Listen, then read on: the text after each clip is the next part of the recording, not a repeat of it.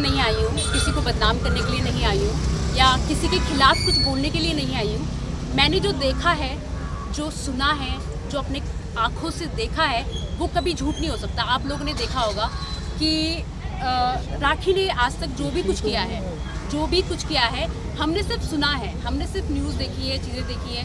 But इस बार जिस society में वो रहते थे, उसी सोसाइटी में मैं भी रहती थी, ठीक है।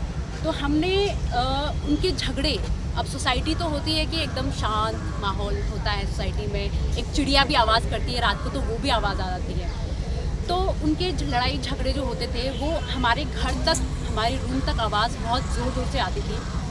तो कई बार ऐसा हुआ, वो बहुत परेशान थे।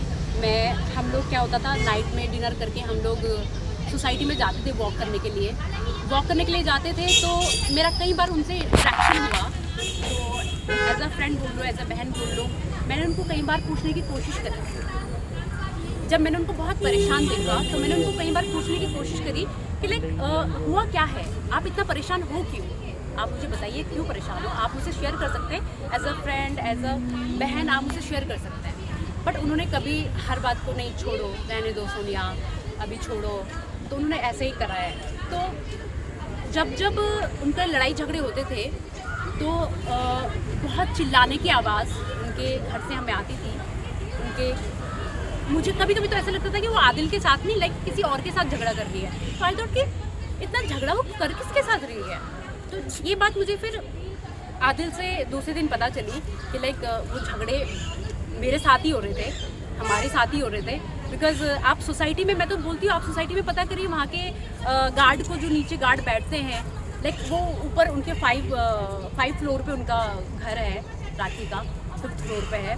तो वो भी रात को लाइक लिटरली ऐसे देखते थे कि ये पंगा, इतना चिल्लाने की आवाज़ आती थी। एक दिन तो लाइक ऐसा लग रहा था कि कोई बर्तन कोई सामान वमान ऐसे फेंका जा रहा है, क्योंकि सोसाइटी इतनी शांत रहती है रात को, ऑफकोर्स आवाज़ें तो आएंगी, है ना।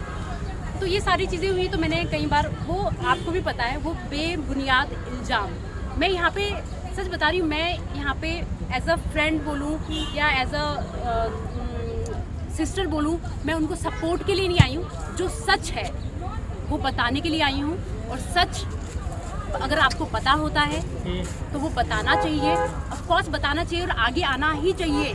मैंने अपने रूममेट्स को बोला कि ऐसा ऐसा है, मैं आदिल से मिली और ऐसे ऐसे उनके साथ हो रहा है। दे आर सेइंग कि लाइक नहीं यार, हम नहीं पढ़ सकते बीच में, हम कुछ नहीं बोल सकते हैं, बिकॉज राखी सावंत हमें सोसाइटी से भगा देगी, उसकी इतनी चलती है। राखी सावंत हमें भगा देगी, कल को हमारे ऊपर कुछ कर लेगी, तो किस बात का डरना।